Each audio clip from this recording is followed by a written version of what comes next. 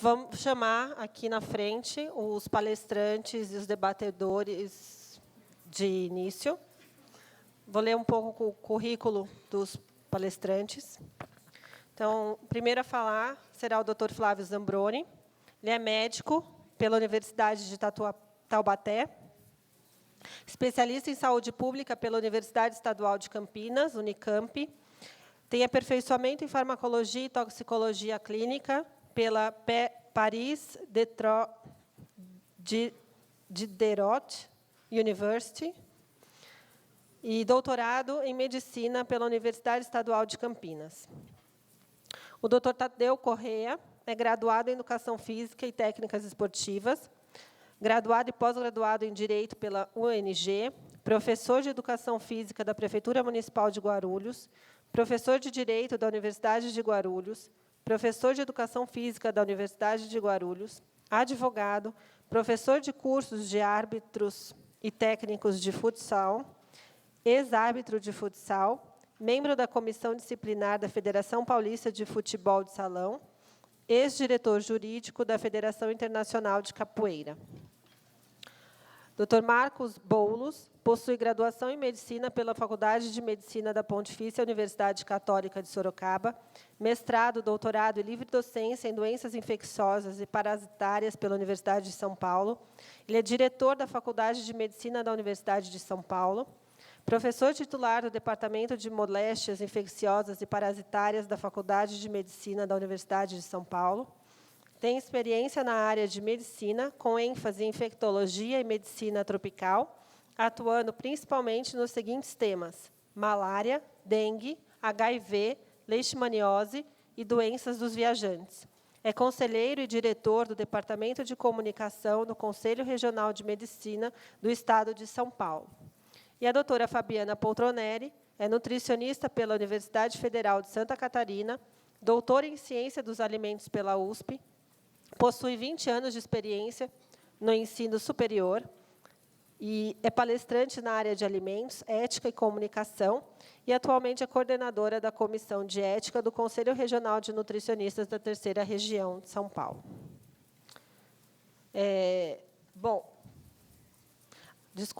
A doutora Clarice Pimentel Paulon é doutoranda em Psicologia Clínica e mestre em Psicologia da USP, professora universitária, psicanalista, vice-presidente do Conselho Regional de Psicologia de São Paulo.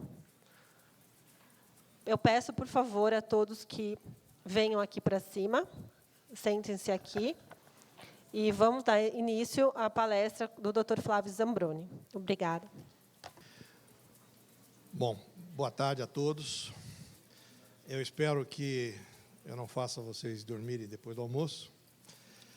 Eu queria fazer apenas uma pequena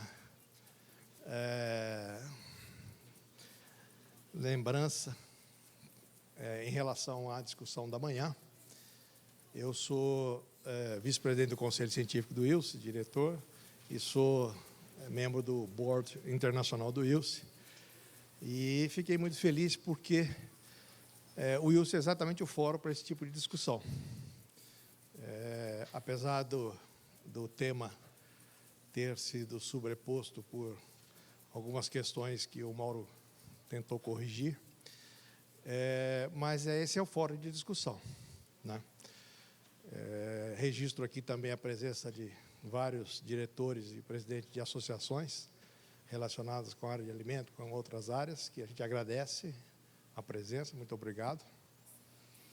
E essa segunda mesa, o Mauro já falou a primeira parte dele, eu vou falar um pouquinho, e os colegas também, um pouquinho em relação à ética e de como fazer a informação, né, de como chegar à informação.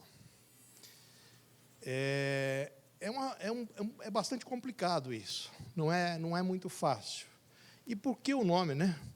Salada ou sopa? Porque com os mesmos ingredientes, as nutricionistas sabem disso, as cozinheiras também, né? A gente faz um ou outro, depende daquilo que a gente queira como resultado final, né? Basta alguns legumes, algumas verduras, e a gente faz salada ou sopa.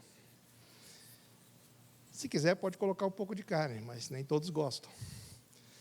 E eu escrevi esse artigo que era para ser publicado em alguns grandes jornais. E os jornais não gostaram, tá? E acabaram não publicando, porque eu chamava a atenção da linguagem que era utilizada pelos jornalistas, por aqueles que informavam. E não só os jornalistas, por todos, tá? E é sobre isso um pouquinho que eu vou falar. E aí eu não sei se é Gabriela, né? Capim, está aqui ou se ela já saiu. Oi. E eu vou me permitir a pegar um gancho naquilo que você falou, tá? Quando você disse que... Não vou brigar com você, não, porque eu, como avô, eu faço exatamente o contrário do que você faz. Eu estrago os netos, né? E a minha filha, a mãe deles, está aqui também, e ela sabe disso. Enquanto ela educa, eu deseduco. E por gostar muito de culinária e de cozinha, né, eu faço pior ainda, né? Eu ensino tudo que uma boa família italiana deve fazer, que é comer de tudo e comer o máximo que a gente consegue.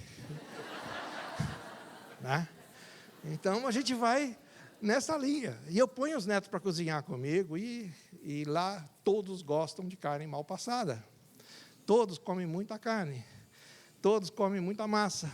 Tudo foi errado. Esse é o papel do avô. Né? Mas voltando ao nosso tema, o gancho que eu ia pegar com você, eu fiquei assustado quando você disse que açúcar é veneno.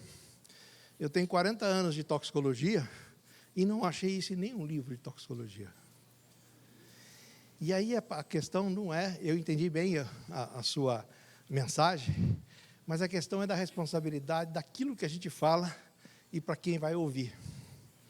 Quando a gente diz, e vai como saiu recentemente, que existem várias flores e vegetais comestíveis que a gente não come normalmente, que eu posso ir no jardim e pegar, o risco é enorme. Eu trabalhei em centro de controle de intoxicações por anos e cansei de ver criança intoxicada porque colocou vegetais que não deveriam na boca. Então, a responsabilidade é muito grande. E é um pouquinho disso que eu queria falar, se eu não errar o botão aqui. Não. O que é a comunicação, né? Primeiro, a gente tem que entender o que vai ser comunicado. Conhecer do assunto. E eu não tenho dúvida que as nutricionistas conhecem do assunto nutrição muito mais do que eu. Mas é importante, não só as nutricionistas, mas todos aqueles que vão comunicar. E aí entra o jornalista. O jornalista é como o advogado, né? Pode tudo, fala tudo e não tem que quase que provar nada. Né? Porque depois a prova é feita numa segunda etapa. Né? É numa segunda etapa. E a gente, da área acadêmica, é o contrário, né? Primeiro a gente busca a prova para depois tentar falar. E esse é o cuidado que tem que ter. Então, o que a gente vai comunicar? Através de que e-mail? É o que a gente discutiu pela manhã. Eu sou antigo, eu não tenho Facebook. O máximo que eu tenho é e-mail. E um pouquinho no LinkedIn. Né? Aí, o que acontece? Mas eu tenho algumas pessoas que me cercam que me ajudam com isso. Então, quando eu quero alguma informação, alguma coisa, elas vão lá buscar. Eu não me considero desconectado, né? Eu tenho smartphone. Mas, né, não sou um cara conectado. Então, eu tenho que filtrar e perguntar as coisas. Esse e-mail é importante. E para quem essa informação está direcionada? Para o público geral? Para a academia? A gente colocou de manhã que era importante a questão da linguagem, que os acadêmicos têm dificuldade. Eu acho que é verdade. Eu já tive a oportunidade de fazer 2 ou 3 vezes curso de media training e continuo com a mesma dificuldade de falar sem a linguagem acadêmica, né? De falar para um público em geral. Mas a gente tenta e não é fácil. E o outro ponto é quem é o comunicador, se ele está preparado, né? Quando nós olhamos isso, nós temos primeiro, eu vou falar um pouco mais da comunicação na minha área, que é a toxicologia, que está em moda, né? Hoje tudo é tóxico.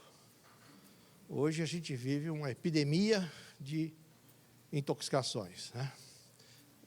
Nada pode, nada é permitido. Quem hoje já se expôs ao formaldeído aqui hoje? Ao formaldeído? Todos vocês.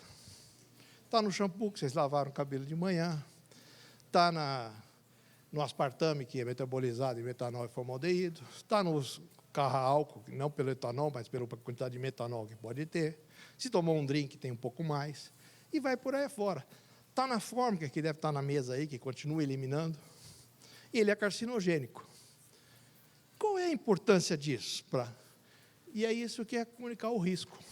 O que é o risco? O risco é uma equação entre duas variáveis. A primeira é a toxicidade da substância e a segunda, a exposição. Nada faz mal na quantidade certa. É o mesmo que dizer que tudo é veneno, depende da dose. Então, nem tanta cenoura, nem tanta carne. É mais ou menos isso. Eu estou tentando usar a linguagem que vocês mandaram eu usar para o público em geral, nada pessoal, tá? Contra os nutricionistas.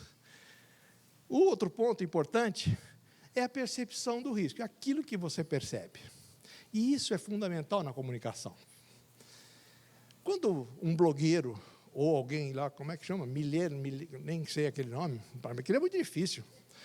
Quando alguém fala alguma coisa daquele tipo lá, é o risco que ele está percebendo e que ele está transmitindo.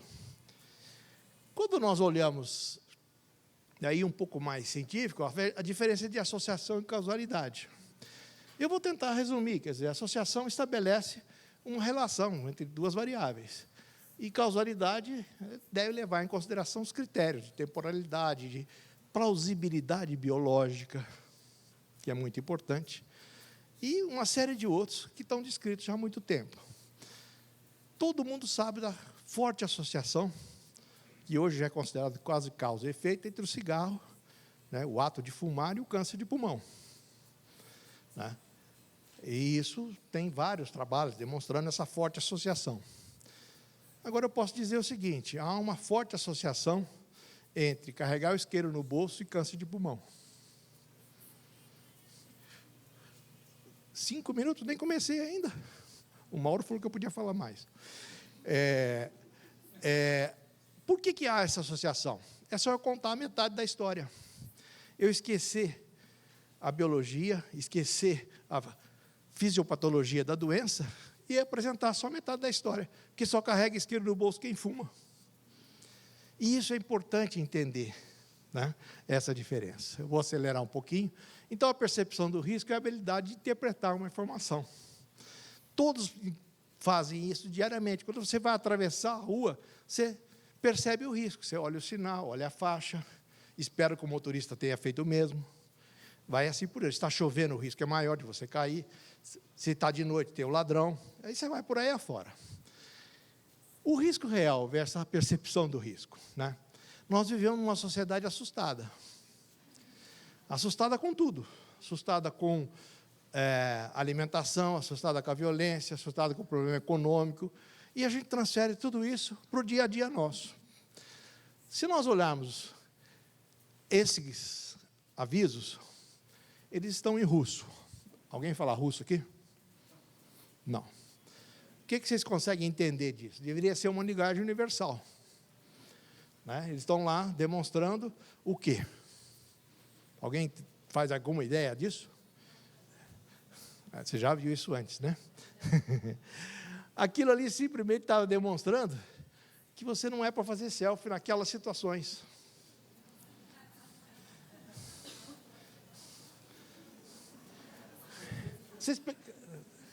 É uma questão de percepção do risco. Isso faz parte da comunicação.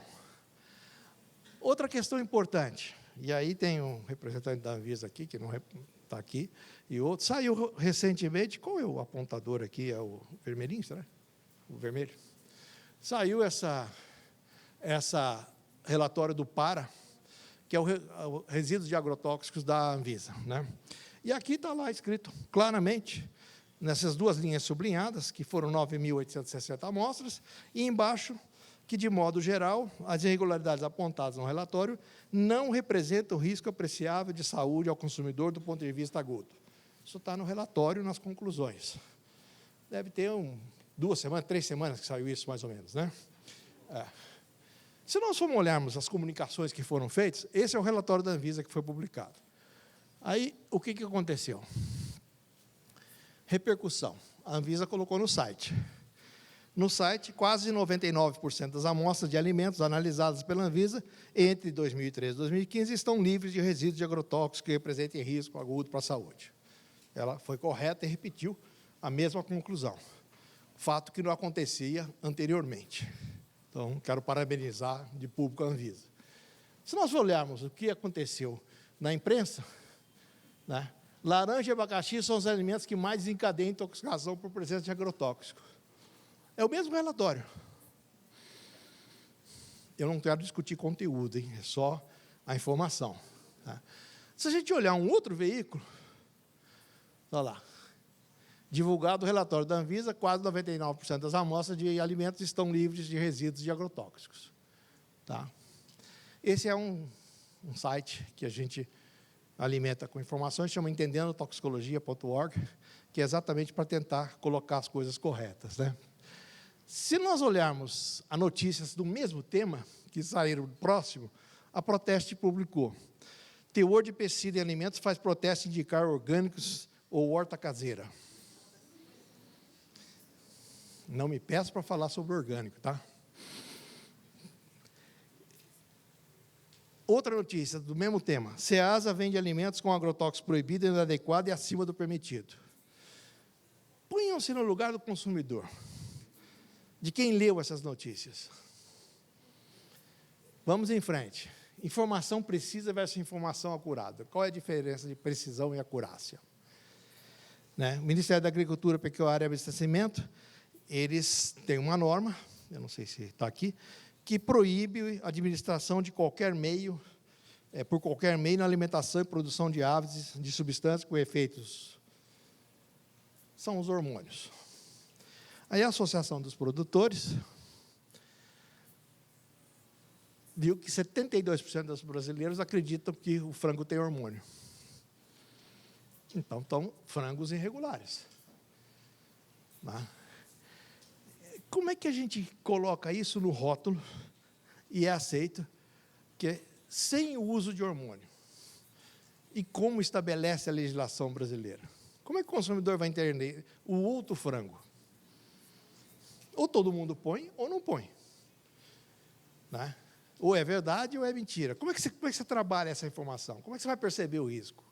É o uso da informação, que deveria ser técnica e científica, para fins comerciais, que é um grande problema. A informação precisa ser acurada. Os produtores de frangos americanos reclamando da mesma coisa. Virou moda colocar. Não pode. É lei. Se tem, não pode ser vendido. Então, não pode ser rotulado dessa forma. Como isso que eu implico? Por que tem que botar que não tem glúten na água? Quem mandou fazer isso é porque não sabe o que é glúten, ou não sabe o que é água, né? Uma das duas coisas. Se a gente for mais à frente, dá lá, não contém glúten, está aí na frente de vocês, a garrafinha de vocês. E essa de vocês ainda tem uma informação mais interessante, fonte radioativa. Vocês tomem cuidado com essa água, hein? Está escrito aí, o que significa isso? Informação precisa versus acurada. O motorista desse caminhão, ele precisava saber essa informação que está ali, a altura da ponte, ou precisava saber que o caminhão não dá para passar debaixo da ponte? Qual das duas informações ele precisava? Essa aqui é uma informação precisa. 5,4 metros. Mas não é acurada, porque a acurácia é aquela que surte o efeito desejado. É aquela que realmente traz o benefício que você espera. Então, o motorista não precisava saber a altura da ponte. Para resolver isso, bastava você colocar uma faixa dessa. Se você bater aqui nessa faixa, você vai bater na ponte. Eu não preciso saber a altura da ponte. Eu posso simplificar. É mais barato, é mais fácil para informar. Bom, resultado da comunicação inadequada do risco. Primeiro, surgiu uma nova doença chamada quimiofobia, ou quiminoia, né? Todo mundo tem medo. Em parte, porque nenhum de nós vai sobreviver nesse mundo de hoje sem química. Se baneia a química, nem virando um ermitão, não tem jeito. E surgiram outras situações, né? A cibercondria, que se falou bastante de manhã sobre isso, né? Que é uma mania, que todos nós sofremos delas.